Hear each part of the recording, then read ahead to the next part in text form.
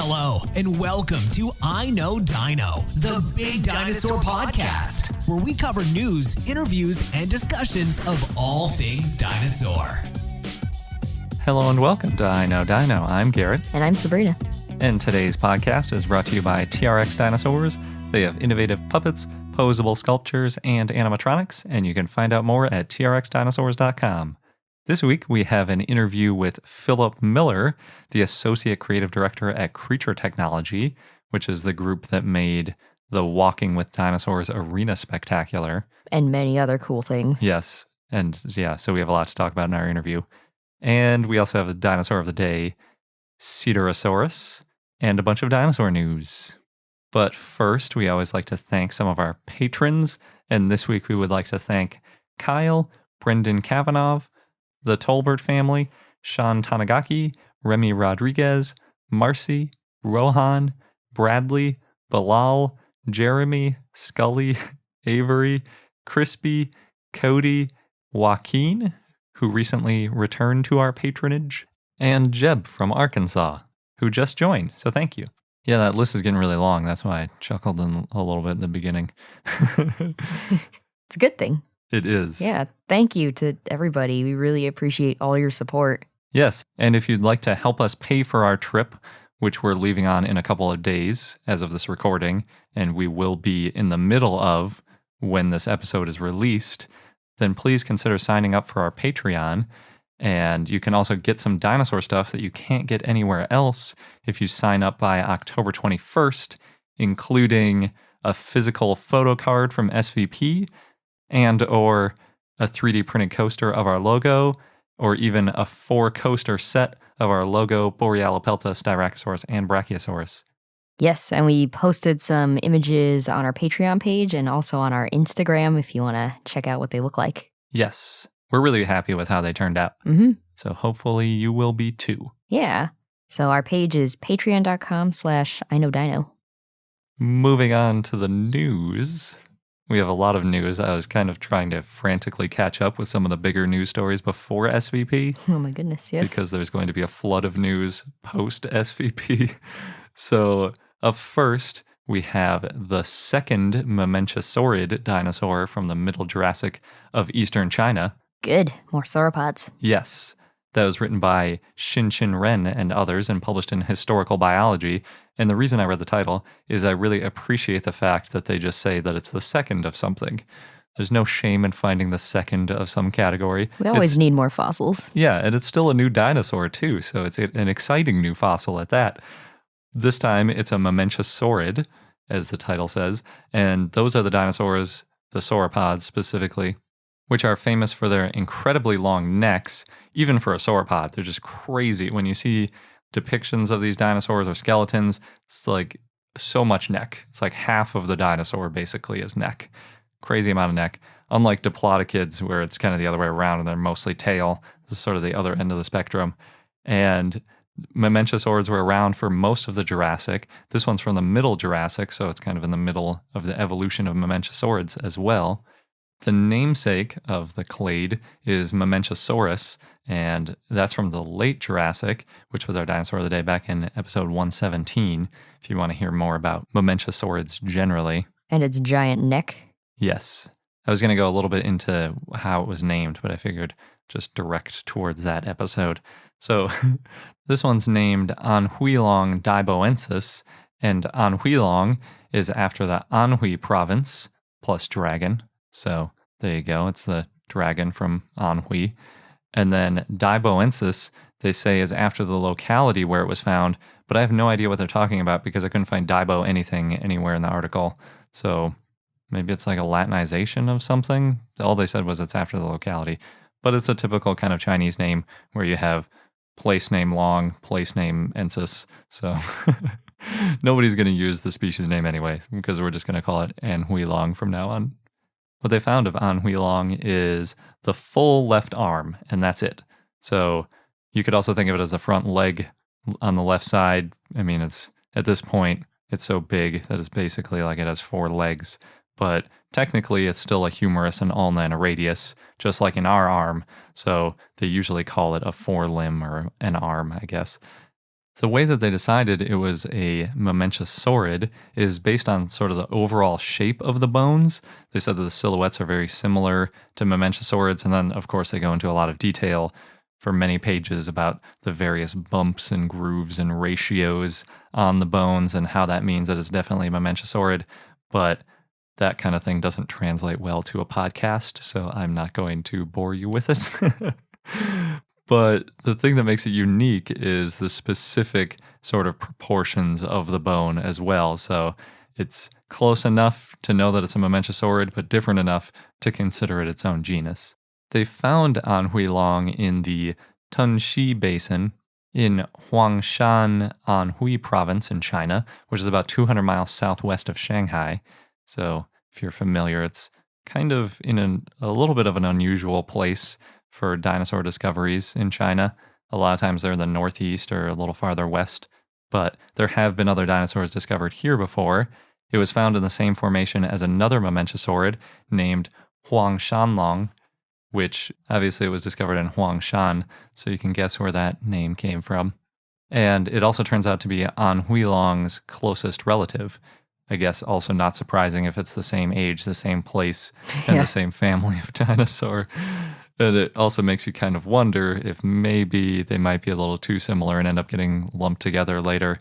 The authors consider them to be separate, obviously, but, that's the beauty of these papers. That might change later. Interestingly, the authors say that there's a growing diversity of mamenchisaurids in the area that show they were, quote, already a diverse sauropod clade in China by the Middle Jurassic. Or in other words, it was a really good time and place to be a mamenchisaurid. So they were just showing up all over the place in various forms and shapes. Taking over all the space with their necks. Yeah, pretty much. If you want to see it, I don't think it's on display for the public, but it is stored in the Anhui Geological Museum, which I had to look up because I had never heard of it before, and it's an amazing looking museum, so I've added it to the map. It's like, there are so many of these museums in China that I've never heard of because they're hard to search for unless you know the exact name. And sometimes you even have to figure out the Chinese characters for it because it's not a lot Romanized. of them are new too. Yeah, but it's like an amazing looking building. Like if it was in the US, it would probably be in the top 10 museums. In China, it's just like some museum that no one's heard of. It has 2 TripAdvisor reviews. Oh, So might be hard to get to. Yeah, I mean, it is pretty far from Shanghai and it's not the most densely populated area, but I really want to go after looking at this picture, especially if they put this guy on display. Yeah. For those of you who are new to our podcast, we have a map of a bunch of dinosaur natural history museums on our website at iknowdino.com, so you can check it out if you're looking for something to do, some place to visit. Yeah, it was actually one of the original reasons we made that website was because we wanted to keep track of all the dinosaur museums because there wasn't anywhere we could find that had it. So we made our own map, and then a few years later we started this podcast. Fun piece of I Know Dino trivia. And speaking of sauropods, we've got another article about a sauropod. This one was written by Kerry Woodruff, who we interviewed, and he's kind of a sauropod guy. It was published in Scientific Reports. He's like the sauropod guy. Well, there's one of your favorite people, Emmanuel Schopp, who brought back Brontosaurus. Well, there are several sauropod people, I guess. But yes. Yeah. And then there's also Thomas Carr and John Scannella were also on the article, who we've also interviewed. And based on those names, you might get a certain lumpiness feeling about the upcoming paper. That's what you're going with? Yes. I'll just let that stay where it is until we get to that point in the article. So this one was published in Scientific Reports, and they describe the smallest diplodocid skull yet discovered, as they call it, from Montana. It's from like southern Montana. They call it South Central Montana, which I think is kind of a funny description. Because Montana's so huge? Yes.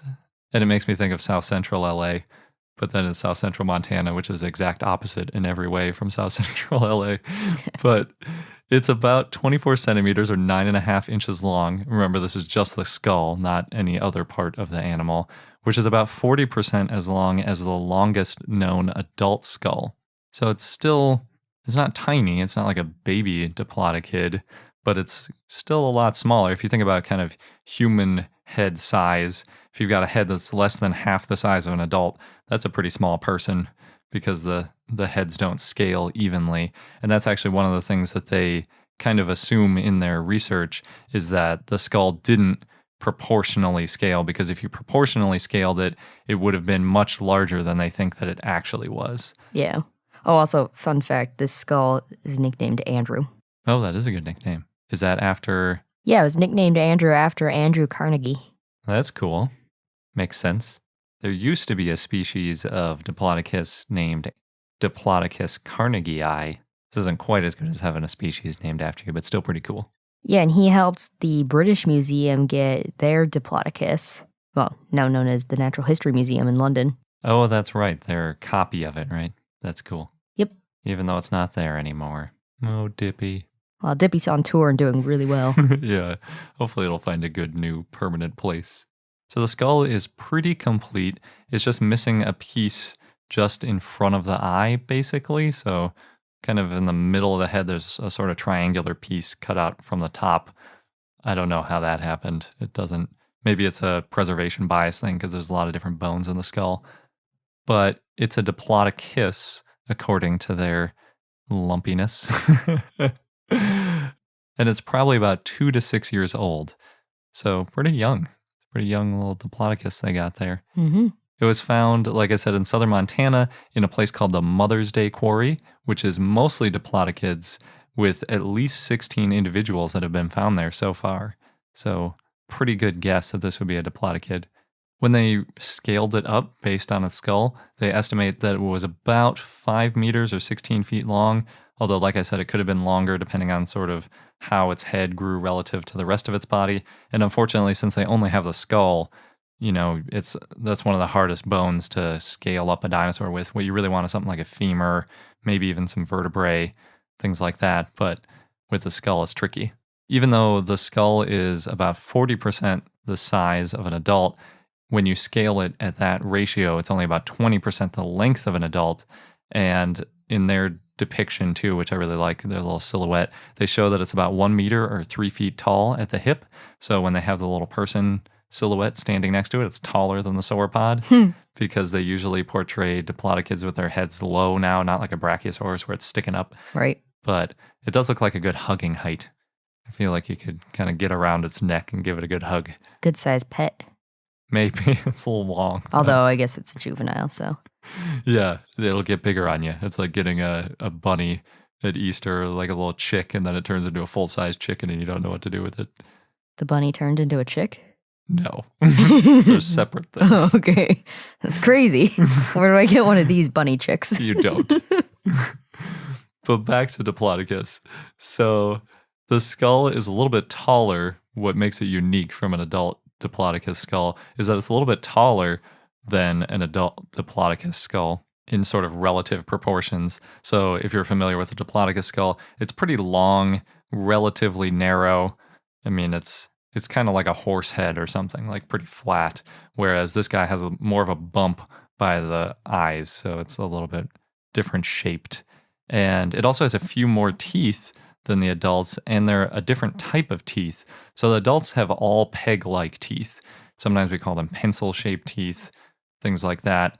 But the juvenile has both those peg teeth in the front, and then it has Camarasaurid-like, as they describe them, spatula teeth farther back in the mouth. Oh, I see. Lumpers. Yeah, because someone else might dig up this skull and say, wow, this is very different. We've never seen this sort of combination of teeth before in a skull like this, and name it something new, like the Latin for strange combination of teeth or something. But they decided to consider it a Diplodocus, which I think they have some good evidence for too. And they also say that since it has this combination of teeth, it means that it was eating a variety of different foods.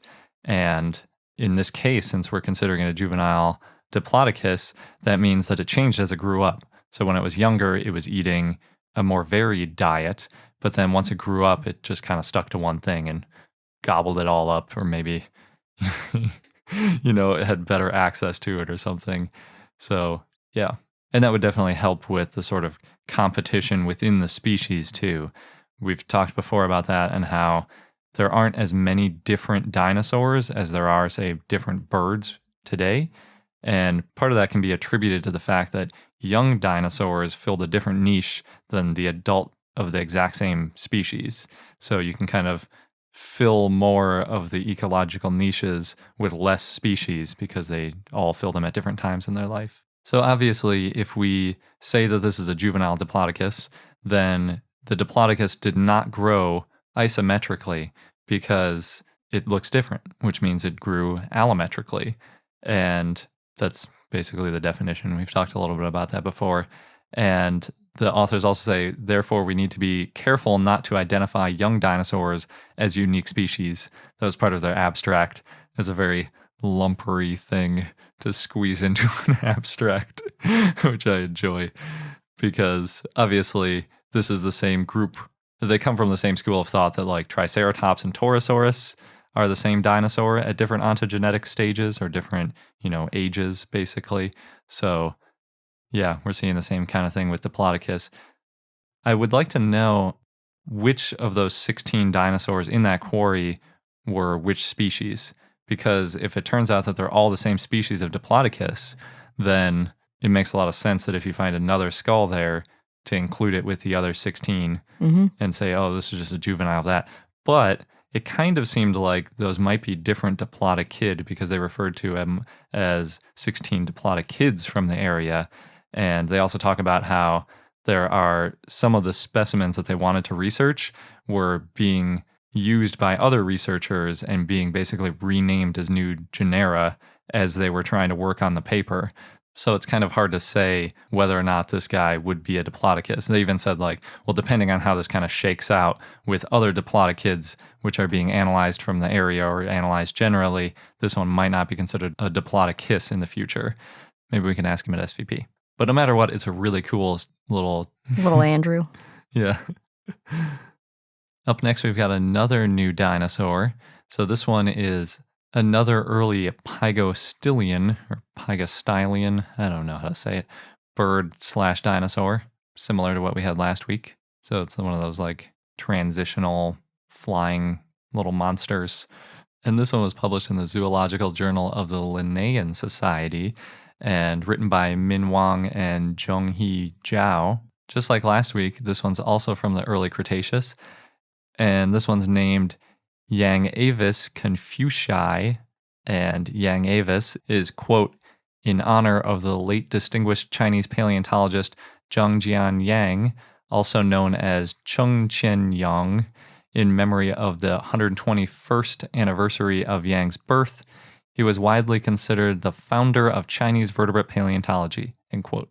And I thought that name sounded really familiar, being named after a paleontologist, so I checked, and we did report a dromaeosaur called Zhangjianosaurus yangi last year, where both the genus and species level were named after him. So clearly he was very well respected in the paleontological community in China. Yeah. Also, to deviate from the usual practice of, as you mentioned, the mamenchisaurid, the one that was named after the location. Yeah, Mamenchisaurus too is another one that's named after a place.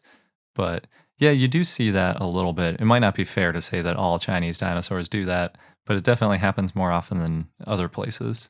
And then finally, the confucii in this case comes from Confucius because it's a Confucius ornithid. So, makes sense. So being a Confucius ornithid, Yangavis has a toothless upper and lower jaw. So it has pretty much a more regular bird beak, not like the one we talked about last week. But this one also has a fused scapulocoracoid, so a little bit less flexible in the whole wing region. But usually Confucius ornithids have one very small claw, sort of in the middle of their wing. But this one unusually has a larger, what they call normal-sized claw on their wing, which I think is funny because I don't think any amount of claw on a wing is normal. Not for modern birds. No. But I guess it's normal sized relative to other early dinosaur bird monsters. So Animals. I always think of them as monsters because they're like little dinosaurs that are flying and just terrifying. But luckily they did find a nearly complete skeleton. It's basically just missing the right foot from what I could tell on a couple other little pieces here and there, which is not too surprising because it's very small. Very roughly, really, trying to piece it together based on the scale bar and the preserved skeleton. It looks like maybe it had about a 1.5 foot or 50 centimeter wingspan. So it was about a little bit smaller than a pigeon. Kind of common size, I would say, for this sort of dinosaur. And it also has longer arms proportionally than other Confucius ornithids. So that's a little something unique. That means that it's sort of various features, those claws, the lack of teeth, and the fused scapulocoracoid, puts it in a weird sort of overlap with other early Cretaceous birds, like in Antiornithes. So sort of in between. Again, evolution is very messy.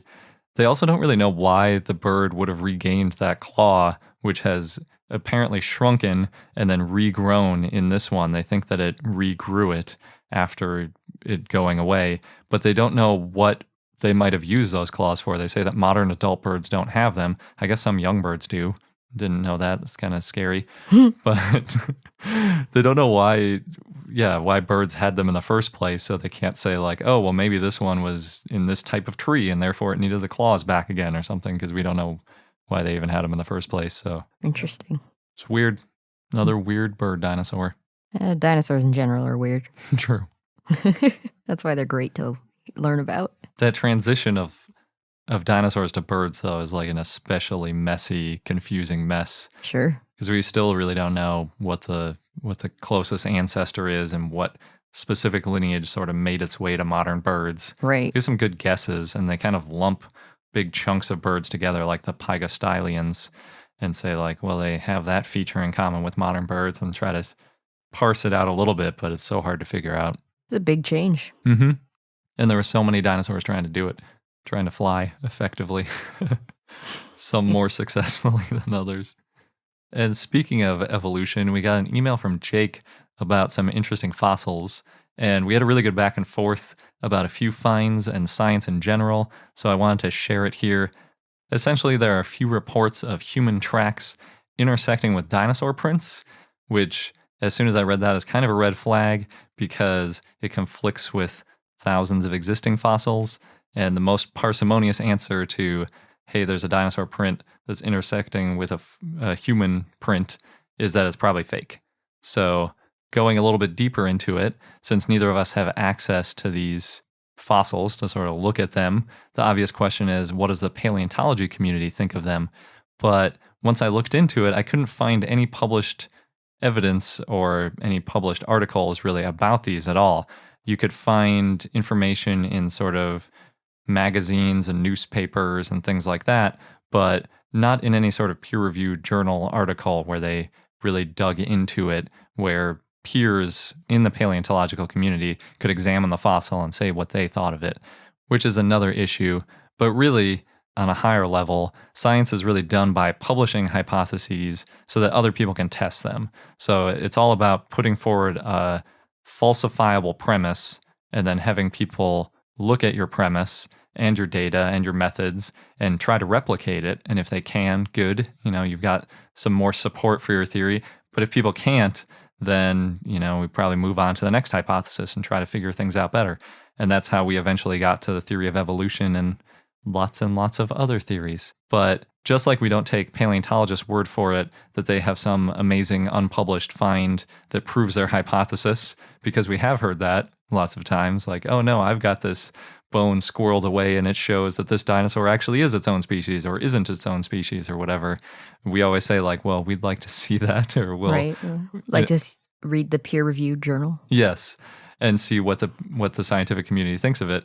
We're definitely not going to take people's word for it when they say something in just like a magazine and say like, oh, I found this thing, and science doesn't want you to know about it or whatever, because it needs to be thoroughly vetted by the community in order to be taken seriously. And then the final thing that I want to bring up is that just parsimony in general. So there's a lot of names for this. Parsimony really just means the simplest explanation for all the gathered data is probably the right one. So it can also be considered Occam's razor. There's a famous quote by Carl Sagan that extraordinary claims require extraordinary evidence. They're all sort of in the same logical realm. And really, all the existing evidence supports evolution, with humans arriving millions of years after dinosaurs went extinct. And we've never found any human bones, horse bones, dog bones, or any other sort of large mammals from the Mesozoic. So the obvious best explanation is that there weren't any large mammals in the Mesozoic. That doesn't mean that there definitely weren't. Maybe we could find some larger mammal from the Mesozoic, but it seems very unlikely that it would be anything in sort of a hominid body plan, because that's just not what any of the mammals we saw from in the Mesozoic had that sort of appearance to them. And the only thing that we found so far are human footprints, at least that some people claim to have found are human footprints. And coincidentally, that would be the easiest thing to fake, because we have no way currently of recreating a fossil in a lab. The only way we know to make fossils takes a really long time in Earth with minerals slowly replacing bone. So if we found a good, large mammal bone from the Mesozoic, it would be really good evidence, but we've never found that. All we've ever found are footprints, which are, again, pretty easy to fake. So that seems like the most parsimonious explanation based on all the science at the moment. Who knows, maybe there could be a larger mammal found at some point, but it's very unlikely it would be a hominid. And before we move on to the next item, I just want to quickly thank Jake for taking the time to ask these questions.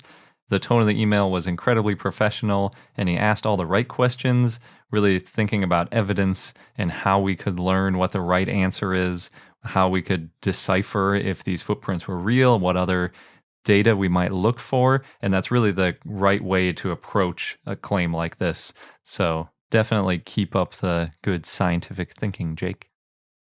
Our next news item isn't strictly dinosaur related, but it was really cool, so I wanted to share.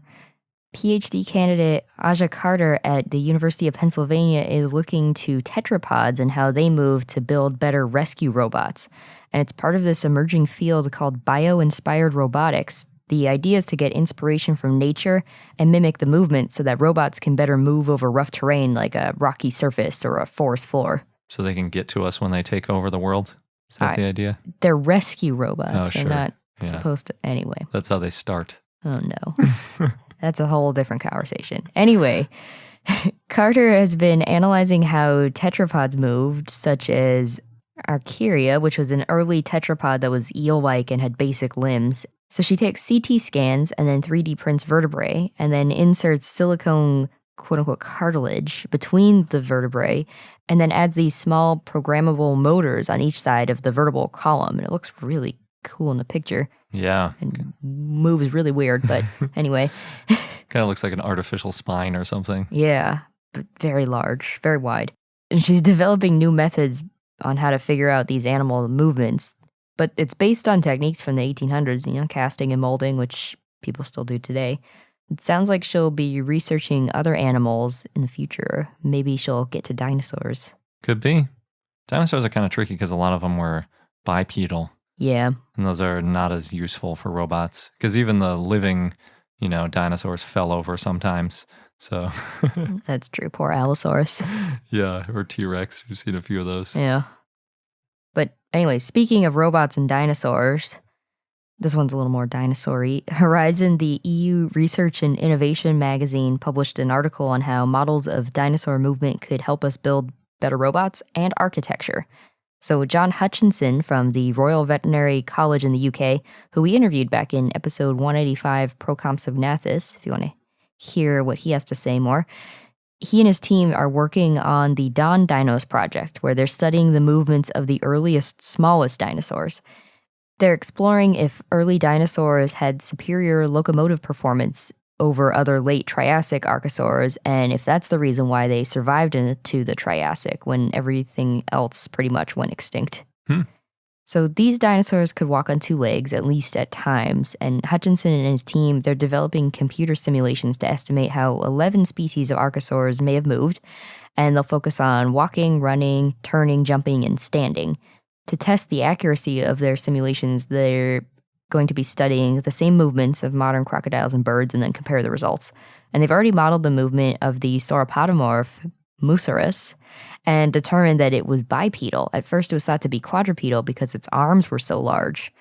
So these simulations could be really useful to help robots move, similar to the work that Carter's doing, and also for helping to create more realistic animations for film and TV, and to learn more about how mass is distributed on the body, especially among larger animals, to help support their weight. So the team plans to scan different limb bones and then learn about their inner structure and use 3D modeling to figure out the weight distribution and how thickness or orientation might relate to their strength. And then this in turn will help create materials that can be lighter but more resistant and help with building techniques. So it's crazy how much dinosaurs can cover. Yeah.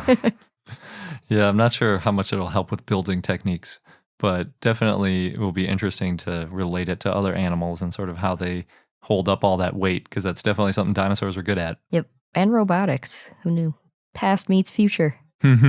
Maybe building techniques if they're like the previous news item where we're trying to build dinosaur-like robots. We'll find out. In China, more Cretaceous-era dinosaur eggs have been found at a construction site, this time in the eastern province Zhejiang. A crew was digging in the city Yiwu and found the eggs, and they sent the eggs to the Zhejiang Museum of Natural History.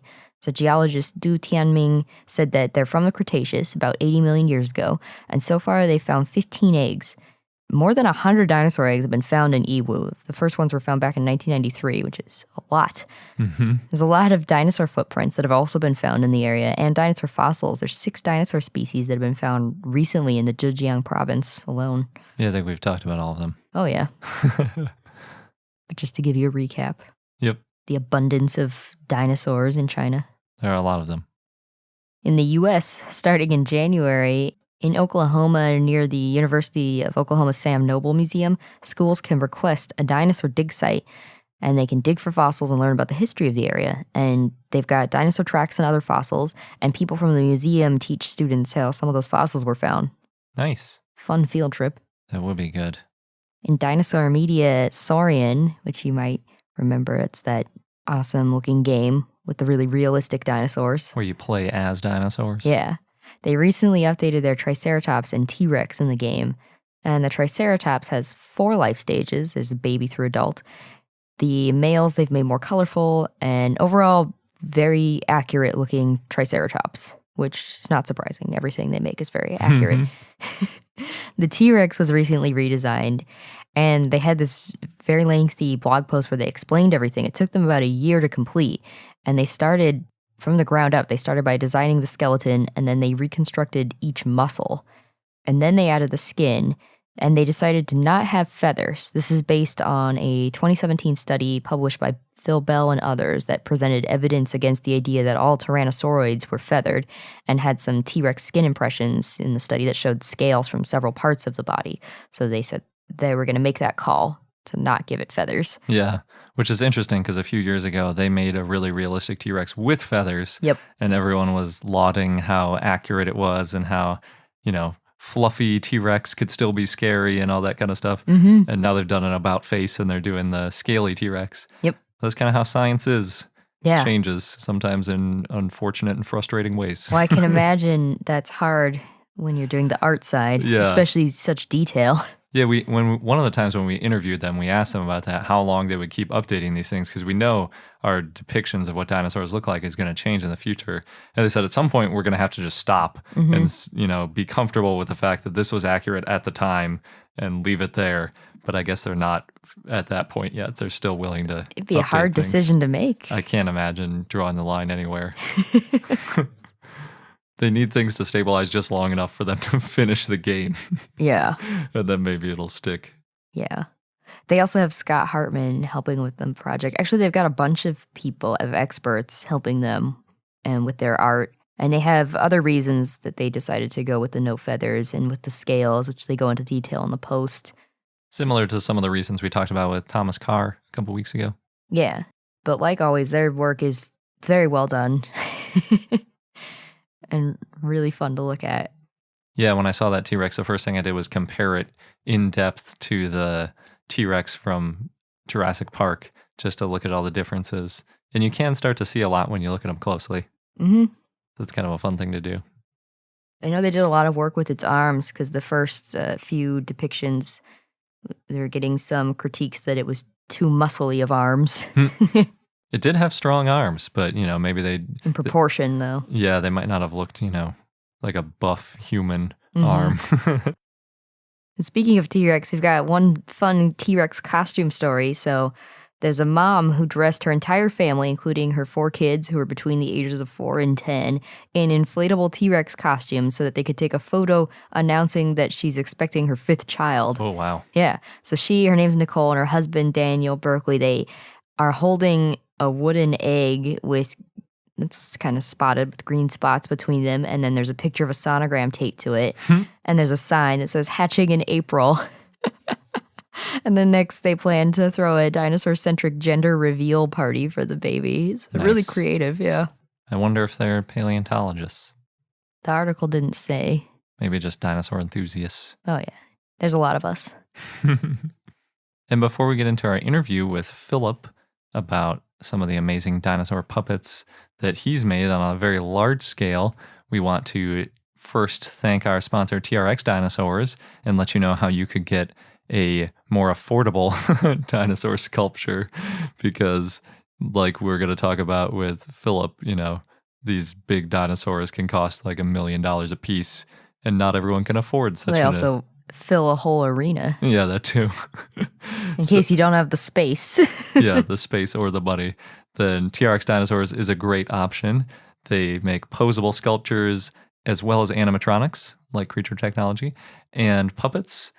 And when this episode is released, we're going to be at SVP with TRX Dinosaurs because they're getting a booth there again this year. And we're hoping that we are currently looking at, this is weird talking in like future present, a sauropod, which they've been working on their Instagram account that looks really amazing and hopefully is completed by this point in the future present.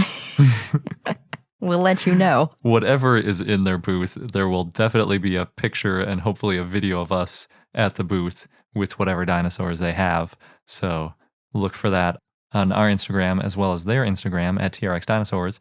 And if you like what you see and you want your own dinosaur puppet, sculpture, or animatronic, then head over to trxdinosaurs.com and let them know what you want. And now on to our interview with Philip Miller.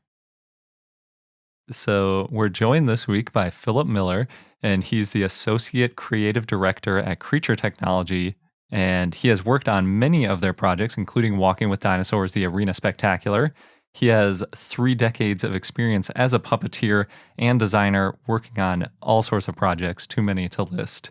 And he's also the former editor of the Australian Puppeteer magazine. So first, I have to ask, how did you get into puppeteering?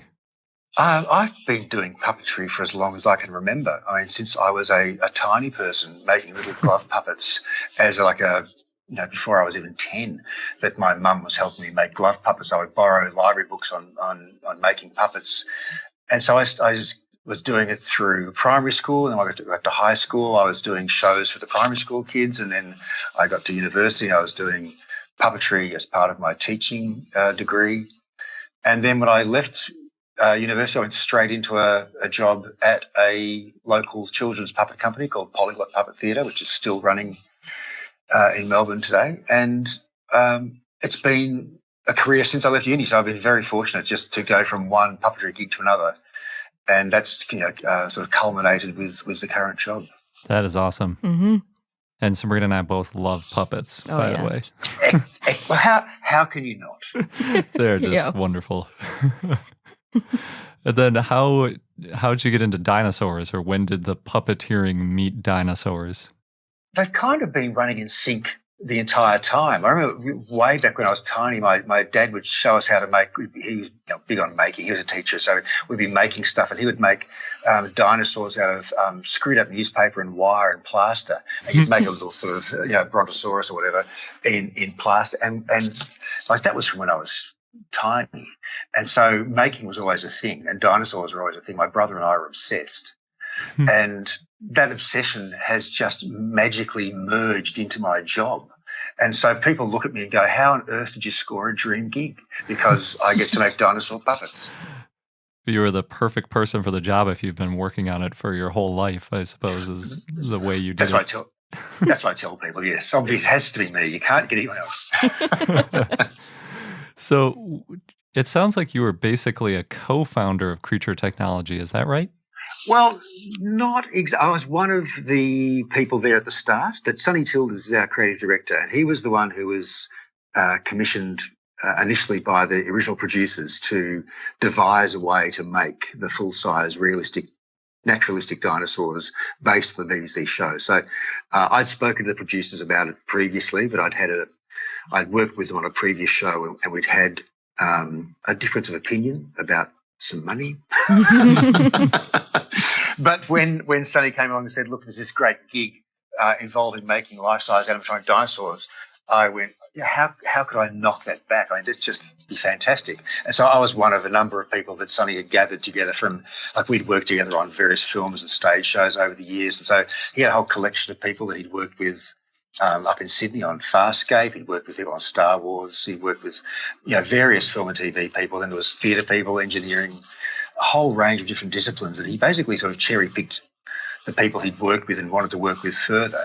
And we went from an empty workshop at the start of 2006 to the show ready to go New Year's Day 2007. So it was an incredibly frantic build process over the course of that year.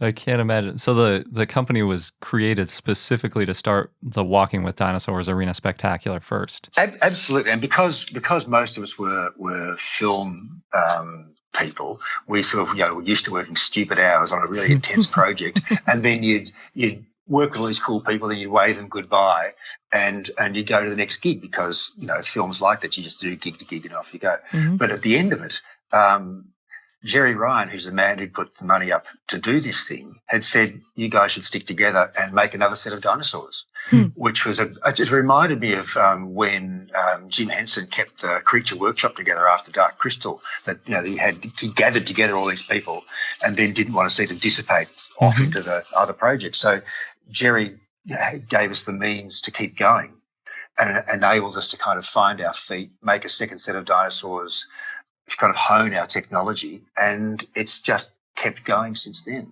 That is awesome. Yeah. Yeah, there are a lot of similarities between Creature Technology and the Creature Workshop for sure.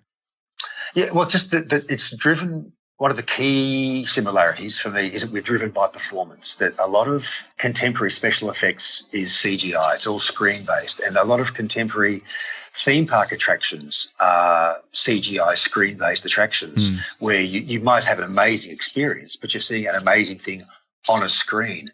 And one of the things the main thing that drives us is that an experience that you have with an actual creature is always palpably different to what you'll see on a screen. That when you stand in front of our T-Rex and it roars in your face, you have been roared at by a T-Rex.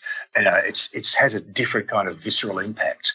And we strive to maintain that, so that our point of difference with other effects companies is that we work digitally, but then we actually make the thing and bring it into the real world, where a lot of people stay on a screen. We get off the screens and into your face. Yeah, Right. Practical effects are always awesome. Done well, there's nothing that beats it. The reality of the response you get is such a profound difference. Like you can get a surprise or a shock off a screen, but you don't ever feel it's actually going to bite you. Whereas with our creatures, there is the possibility it may in fact eat you. Yeah, I was watching your reel and the movements are so fluid and so realistic.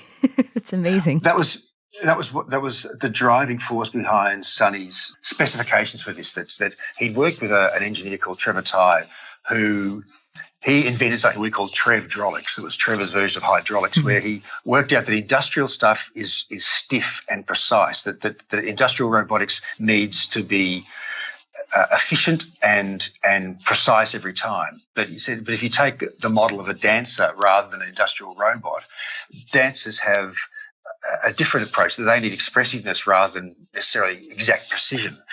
And so if you take that as a mode, and you try and make a robot which thinks like a dancer or moves like a dancer rather than moving like a forklift, then you have a different approach to movement. So everything we do is driven by that need to create a naturalistic movement. It doesn't have to be millimetre precise every time necessarily. It needs to be communicating something through its movement each time. Yeah, I remember seeing in the video, one of the videos, sort of a behind the scenes, there's a sort of remote control for the puppeteer where it sort of has it almost like the the vertebrae of the neck of a sauropod or something, and they sort of manipulate it in one motion. Was that something you guys invented? Not invented. It's a refinement of something which is used across the industry, animatronics, for some years, like some decades actually, and different people have different names for it because I think it was Rick Lazarini's company may have put a trademark on the term Waldo. I think Waldo was derived from a Robert Heinlein short story. I'm not quite sure what the derivation of it was, but that was the name for a controller which operates like a miniature version of something else. And so we call it as a voodoo because that notion of remote control of a sort of doppelganger figure. Mm-hmm. And so it's kind of a generalized shape of a body with a head end and a tail end. And it means that one puppeteer can use, I'm not sort of doing the movements now, but you can use your body to feed the dynamic performance into the character so that each joint corresponds to a point of movement within the character. And you then know as you push the neck around, you're going to get exactly the response you want in the creature. It's very satisfying to puppeteer a large character with one of these because it's very quick and responsive and really intuitive. Yeah, that would be amazing. I can't even imagine. It's one of the, when we had it set up in the workshop, which we haven't done for a while because, of course, they're out on tour. But it's wonderful when your visitors come in. Actually, we had this when Adam Savage came in as part. He was doing some work with for Weta, and he came over to Australia for a talk here. And so we got into the workshop. It's like, yeah, would you like to play with our dinosaurs? Like, of course you would like to. And so we had this grin you could knock off with a stick, which is exactly what happens to everybody who operates it. But you can't believe what you're doing. You're actually making a dinosaur move around. It's so satisfying. That is amazing. Do the puppeteers ever have to like improvise? Because I was imagining all the different theaters that you guys go around to, there has to be a big difference in floor plans sometimes and things like that. So do they have to like come up with new routes for walking around and things like that every time? No, we are very tightly choreographed, and because we control the size of the space. Like most of the time in the States, we're going into ice hockey rinks and places like that, like auditoriums or stadiums where the floor size is very specific and we map it out exactly. Like we don't have a variance in the floor. We altered the show for the new tour so that we could operate in slightly smaller venues, and that meant re-choreographing the whole thing because the moves are very tightly planned because you can't afford not to. They're very expensive machines and running into things is a costly mistake. So everyone knows where they need to be. But at the same time, with any live performance, you have to accommodate slight variations. So the puppeteers are speaking to the drivers who are speaking to stage management. So they're all in communication. So there's something happens or something changes, then that's spoken between the various operators so that they're all in sync and there should be no surprises when something happens, or if you have to make an adjustment, you can make the adjustment and everyone knows that you're doing that because the safety side of it's pretty critical. Gotcha. So do the drivers, is it most of the time kind of an autopilot, but then they can override it briefly? Is that the sort of way it works? No, not with now with the theme parks, everything is programmed. That's a different story. But the original live stuff, this was with Walking with Dinosaurs and also our original How to Train Your Dragon tour, which was back in 2009, I think. It's live. It's all live. The drivers control the speed and direction of the character for the entire performance, and the puppeteers control the movement of the character for the entire performance. When we did by the time we got to the Sochi Olympics, the characters for that, we were then able to pre-program certain sets of movements, like a macro sort of thing, where for the bear to blow out the flame, for example, that was programmed as a series of very precise movements because they were very precise about what it should do. So we could record that, and the puppeteer could go to that as part of their performance, but they could then live blend other movements in. But the original dinosaurs and the original dragons were all done live, and the drivers just have to know their choreography and hit their marks every time. So then the analogy of dancers is pretty perfect. Yeah, well, that's it. The little catchphrase that I've sort of worked up with the chief engineer here, Richard McKenna, as we worked out, the specification is the performance, or the performance is the specification. Because when you're doing engineering, you need to know, okay, what does it need to do? Mm-hmm. And so we always start like at the coalface, at where it meets the audience. What do we want the audience to experience? That determines all our choices down the track. Whereas sometimes people will make something without knowing how it's going to be used, but that's not a very satisfying way to do it. For us, you work out what the performance is going to be, what you want the audience to experience, and everything is designed in support of that. So it's performance driven. Wow. Oh, that's awesome. We saw the Walking with Dinosaurs Arena Spectacular a few years ago, and I mean, we were really impressed then, but I think knowing more about how it works makes me more impressed.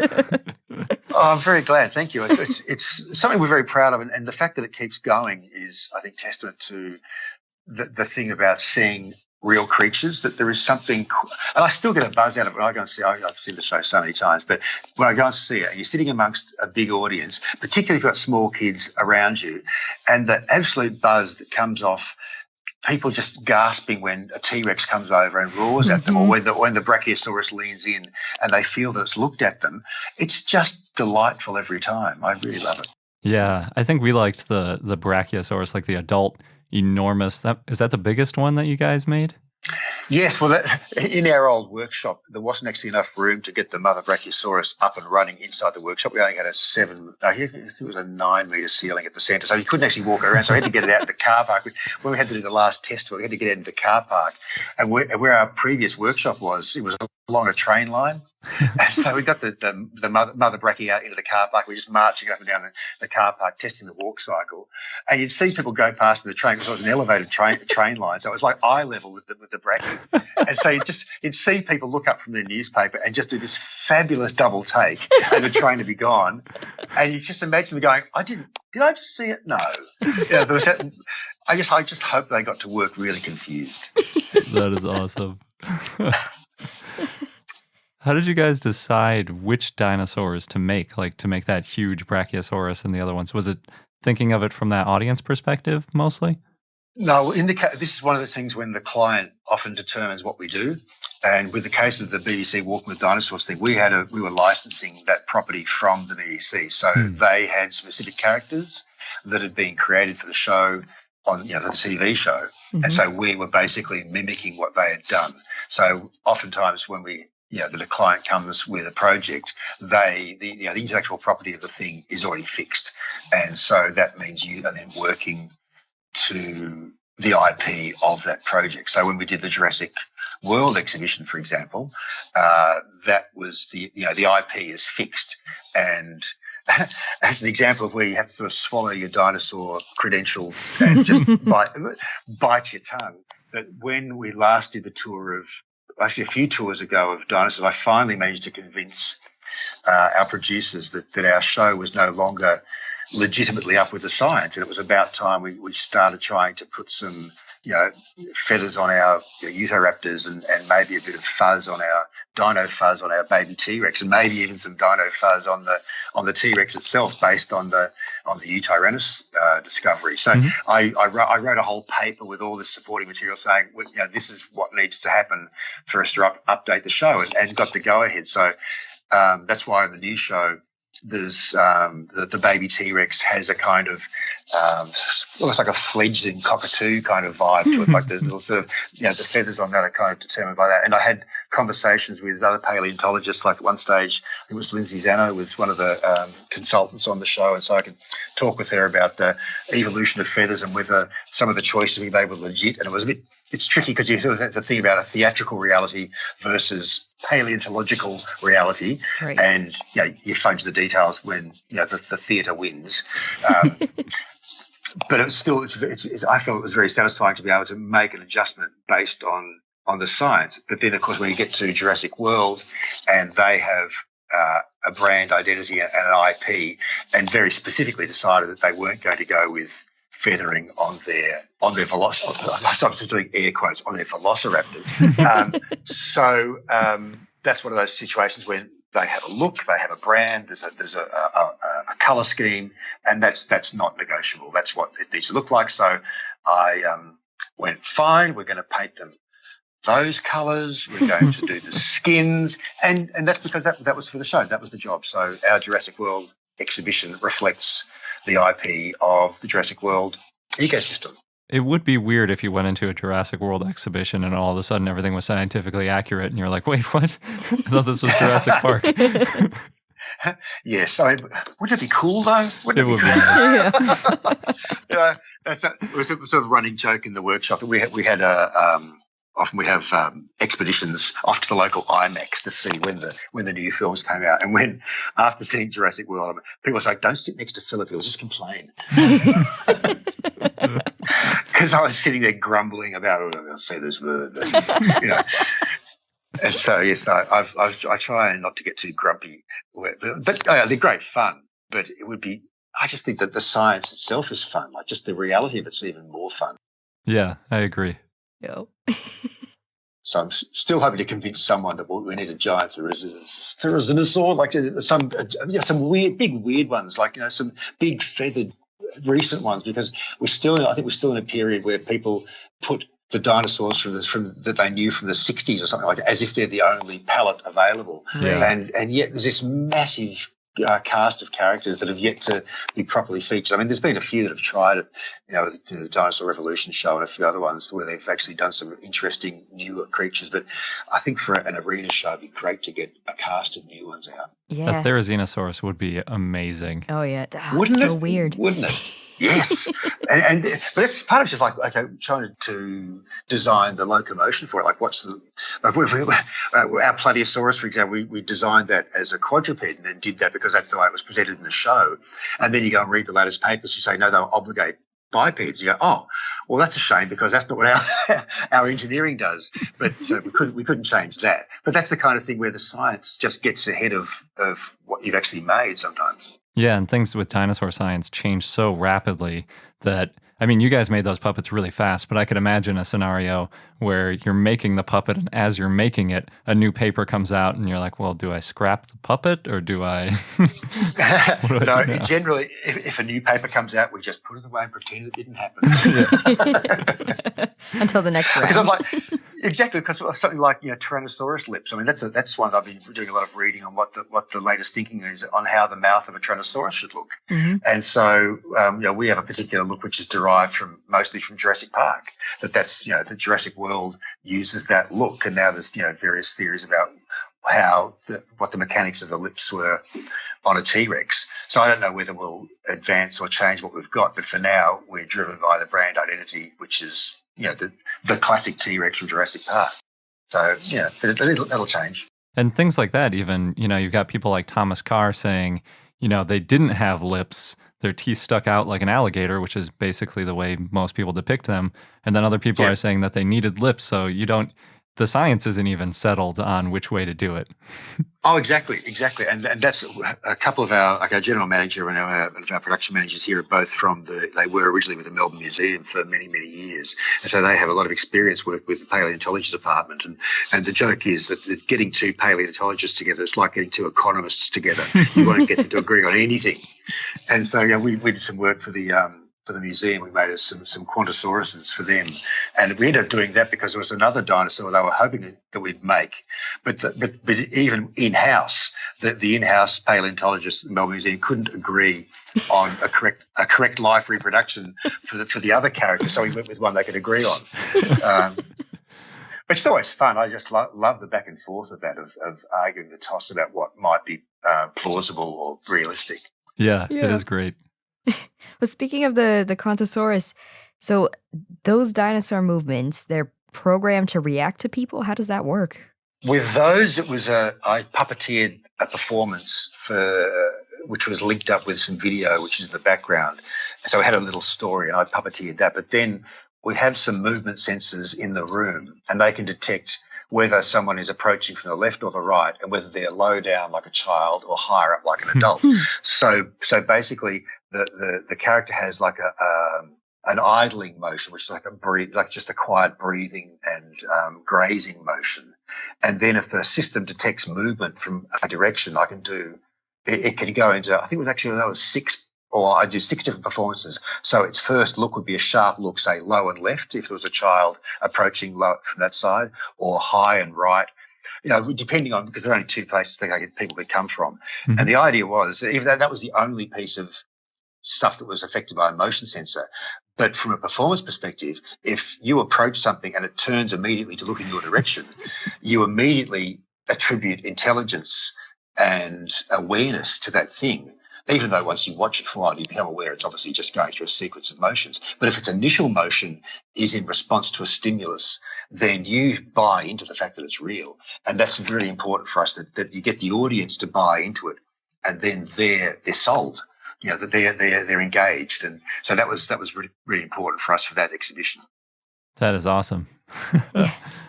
I love that. I love those animatronics when they're in museums and they're done well. It's great.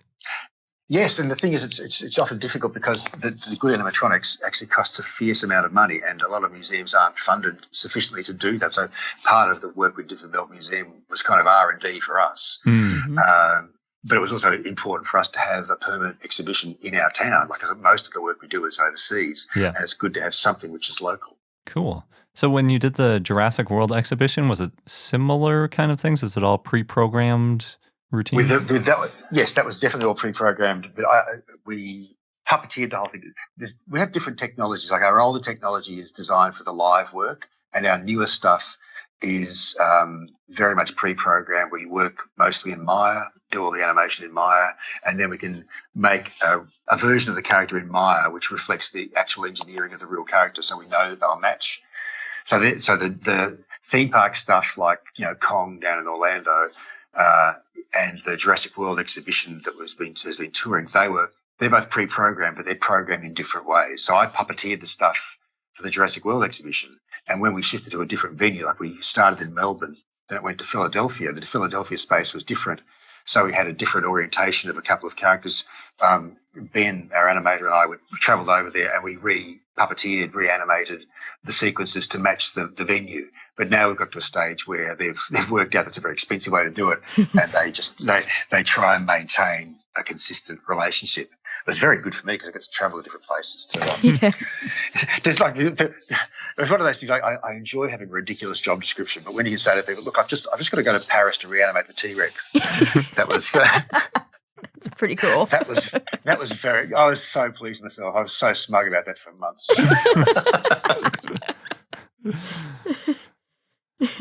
Do you have to? Oh no, you said it's gotten to a point now where you don't really have to reanimate, but do you go anyway just to see? Just like, I need to check. I would love to, because the big thing for us at the moment is we have our King Kong show opening on Broadway, and that's massive for us. And so I'm mad keen to see that. But of course, a trip to New York's not trivial from over here. Yeah. So I might be saving up for that one because the people who actually are required to run the thing are already there. And I was involved with a lot of the early concept design and the development of that. But I'm not one of the key staff on that particular show, so it doesn't look like if I beg a lot, maybe I might score a visit there. But that's the kind of thing it's got to do with who are the technical people required to actually run the thing, right. and they're the ones who get to go. Yeah, they should fly everybody out there for the grand opening, right? That's exactly what we said. So yes, we live in hope. Maybe once it wins some awards. Well, we hope so, because it would suit us if it ran for years and was a huge success. I mean, I've worked on something else we did a show for Radio City Music Hall with the Rockettes. We made a giant Statue of Liberty a few years ago. And that was great fun. So I got to visit New York a few times to install and puppeteer, do some of the work on that. That was great fun, but sadly that show's folded now, so we won't see our Lady Liberty back again. I was trying to work out a way to do Lady Liberty and Kong simultaneously. That's true. It's the right city. You could have it off to the side, dancing around, I guess. I don't know what your statue did, if it is on theme with King Kong, but... Actually, when we had him in the workshop, there was this bizarre thing where we had Lady Liberty in the workshop at the same time as we had the bear for the Russian Olympics. So we had the Russian bear and Lady Liberty. I thought if we could have a standoff of some kind, this could be quite amusing. We could have an international incident, but we couldn't quite orchestrate that. That's great. That's the neat thing when you say we've got a T-Rex out the back, and we really have. It's a neat collection of toys to have. Oh yeah. Yeah, I saw pictures of your office, I guess, what looks like a big warehouse, right? And just walk around. It's a massive warehouse. Yeah. We moved in about 18 months ago to this bigger space, and we're starting to hit the walls already because I've got so many creatures in testing at the moment, which is just fabulous. We just, there's quite a few new staff we've had just to accommodate the increased workflow. Awesome. Yeah, must be fun. You basically just It look is up and you see fabulous. something. Yeah. Well, yes, it's wonderful. We have like beer o'clock on a Friday. If you can manage to do it, so we had a show until we had this a couple of weeks ago, where we finally got this character which has been in development for years, and we finally got it to the commissioning stage where it can run through its performance cycle, and so you get the entire staff out of a Friday afternoon to see the character move, and it's wonderful after you've been working on something for so long. That's what the audience is going to be faced with. It's so exciting. Yeah. That is so cool. Mm. So you also have a new generation of dinosaurs for the Arena Spectacular coming up. Can you tell us anything about those? They're the tweaked ones we had from the last show. That they're still they're a sort of updated version of the original technology. So that there's our live ones, so they're live puppeteered. The stuff we're doing in the workshop now is a different order of magnitude because it's theme park based. It has a different duty cycle. Like theme park duty cycles are incredibly punishing, but the ones for the stage show just don't have the same duty cycle, so they can be much more lightweight, and they use a different skin technology. We use silicone on theme parks. We use fabric on the arena shows. They're designed to be lighter, more easily travelled, faster to work. There's a whole lot of things about them which make them better to tour. The theme park stuff is massive and structural and needs to run 20 years. That's cool. Are you adding any new dinosaurs? Sadly, no, because each new dinosaur is a massive investment, and the whole show is a massive investment for the producer to take on. So to tour the thing. So I would love to be introducing some new stuff, but the cycle of going from initial design through digital testing, and now we test things in VR as well. Like we'll do previews, and we'll check the thing out with a virtual reality headset to see that everything can work properly before we commit to building it. So our process has become quite long-winded in order to kind of get the bugs out before it gets onto the floor, and that now is a process that can take literally sometimes years to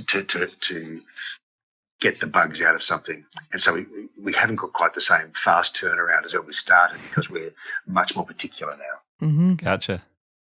And then also, I don't know if you can tell us, but do you know where the Jurassic World exhibition is headed next? As far as I'm aware, they should be selling tickets if they're doing it properly. It's going to Madrid.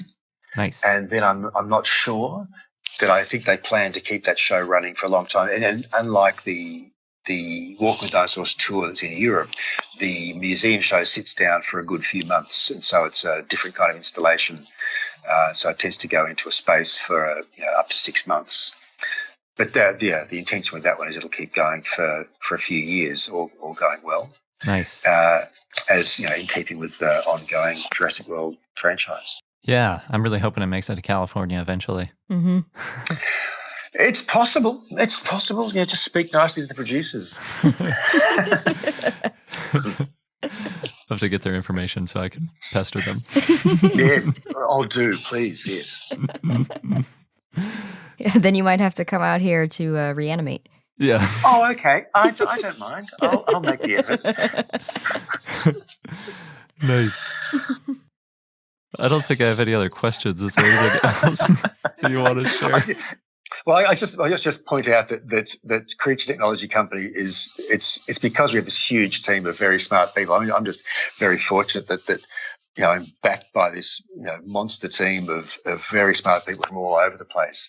And so this is the thing, is that this stuff doesn't happen by accident. It's only because there's dozens of really clever technical and artistic people who come together to make these things. It's just such a great place to work. I'm very, very fortunate. Awesome. Yeah. The behind the scenes photos and all the videos I was watching, it looks amazing. And the stuff that you come up with, even just how to work these puppets and everything. Yeah, clearly you have multiple people puppeteering these large dinosaurs. You've got to have a lot of people involved to make the show look good. Yep. Yeah. Yep, absolutely. And we have like a sort of alumni across the world. When, as the show's travelled, you sort of gather different puppeteers. And so, some that worked on the show, on the dinosaur show, and now work on King Kong, and others, who first worked with us on How to Train Your Dragon and now back working on the dinosaurs. So once people are familiar with our approach, then you want to use them again because they know how to make the things look good. Yeah, makes sense. Very cool. I think we had a moment after you emailed us to tell us how the Walking with Dinosaurs, the puppeteers actually worked. We had a moment like, oh, that makes so much more sense. And yeah. Yeah, well, that's the thing is that hopefully that when you're watching the show, if you're thinking about how they're working, you're not actually enjoying the show. Like that's one of our sort of gauges as to how well it's going. If people are caught up in the performance, then they're not thinking about how it's being done. Like, with a magic trick, if you're obsessing about how it's done, you're kind of not enjoying the theatre of it. So we want to make sure you're actually enjoying the story and the characters as they're intended and not obsessing about the technical detail. Yeah, it definitely works very well. Excellent. Especially as compared to like some of the like very run-of-the-mill animatronics where the mouth kind of just like opens and closes and the neck jerkily goes 12 degrees side to side. Yeah, it's because it's actually quite difficult to make these things flow properly. Like that, the way they're often designed is they operate one axis at a time or program one axis at a time, which means you don't get this overlapping fluid movement. So with our stuff, it's like mixing all the movements together to get overlapping and sympathetic movements, and that's the key to it, really. Yeah, yeah, and it works. It works so well. It does. well, thank you. We'll just keep trying to do that, and I absolutely want to convince someone to throw money at some new dinosaurs, so it can, because it's such a wonderful range of stuff that keeps appearing. Yeah, definitely. So, is there anywhere people can go to learn more about your work or new projects you have coming up? www.creaturetechnology.com will get you to our website and various videos of our projects, this sort of archival stuff on that. If you're in Orlando, you can go and see our King Kong on the Reign of Kong ride. If you're in New York, you can go and see our King Kong there. If you're in Europe at the moment, you can see Walking with Dinosaurs or the Jurassic World exhibition. That's the stuff that's out and about, or Melbourne Museum here. We're sort of gathering a backlog of bits and pieces that people can go and see. One day we're hoping to make a book of the history of how this has all come together. And I've been working on that for a few years now, but that's still a few years away, I think. That would be amazing. I made a compilation for Jerry, who's, as I said, the man who made it possible, funding us, and we made it it's kind of like a picture book of the 10 years of the company. And so now trying to write something which actually accompanies that history. That's the next challenge. Cool. Very cool. We'll make it available to the public when you're done, please. Oh, yes. We certainly shall. Awesome. Well, thank you so much for joining us and telling us all about all the amazing puppets that you've made. Well, thank you very much for talking to me. It's been absolutely delightful, and I'm still working my way through the back catalogue. I'm a bit late to the party there, but James, one of our engineers, introduced me to it, and so I'm enjoying them very much. Well, I've got a lot of a lot of time ahead of me, a lot of listening to do. That's very exciting. Thanks again, Philip, for chatting with us. We had a really good time and learned a lot. Yeah, we had a discussion about one of his projects that is not family friendly that we're going to put in the premium content, but it was maybe my favorite discussion that we've had in an interview. Did make Garrett laugh very hard. Yes, and then he sent us pictures of what he was talking about afterwards, which was also wonderful. So thank you so much, and also thanks to James for reaching out to us from Creature Technology and letting Philip know about our podcast so that we could interview him. And now on to our dinosaur of the day, Cedarosaurus, which was a request from Lainey Powers, so thanks. It was a brachiosaurid sauropod that lived in the Cretaceous in what is now Utah in the U.S., and it was described in 1999 by Tidwell, Carpenter, and Brooks. The name means cedar lizard, you may have guessed. It was named after the Cedar Mountain Formation where it was found. See, it's not just China that does that. It's not, no. And the type species is Cedarosaurus Weisskopf. I think that's how it's pronounced. But the species name is in honor of Carol Weisskopf, quote, for her hard work in the field and lab. The fossils were found from at least 3 individuals. It's similar to the brachiosaurid Euchemeritus from southern England and Brachiosaurus from the Morrison Formation in the U.S. Cedarosaurus is related to Venenosaurus, but it was more gracile, especially the forelimbs. Cedarosaurus was herbivorous, and it was medium-sized for a brachiosaurid. It was probably a tall browser, like other brachiosaurids, which would allow it to live among other herbivorous dinosaurs, so it could reach up high for its food, basically. Many gastroliths have been found. Those are those smooth stones that they use to digest, to help with digestion. Yeah, grind up that plant material. Mm-hmm. Do a nice tasty mush. Yes. Easily digestible, at least. And Frank Sanders, Kim Manley, and Kenneth Carpenter did a study in 2001 of 115 gastroliths from Cedarosaurus. They were found near the skeleton with signs that it was still in the dinosaur's body while it still had soft tissue. I think that's mostly like acid etching is what they look for. Maybe the smoothness, too. Yeah. These gastroliths weighed 15 pounds or 7 kilograms total. Wow. Yep. Most were spherical, though some were large and had irregular shapes, which would have been hard to swallow. Oof. And this means Cedarosaurus either liked these for some reason or just didn't really care about the shape. Or they just weren't that smart. Hard to say. But as we mentioned, the gastroliths either helped to grind or crush the plant matter. Yeah, gastroliths are really interesting. How you put them in a gizzard. It's like a big muscle that contracts and can grind up food. And also how long it would have taken to digest. Yeah. Basically turn the plant matter into some kind of stew inside. Yeah, it helps if you grind it up real finely first. Especially since they didn't really chew their food. Yeah, so good call, Cedarosaurus. And our fun fact of the day comes from the Journal of Theoretical Biology in an article written by Ernesto Blanco recently. And what he hypothesizes is that the shape of theropod feet, like T-Rex, may have helped to camouflage the vibrations of their walking.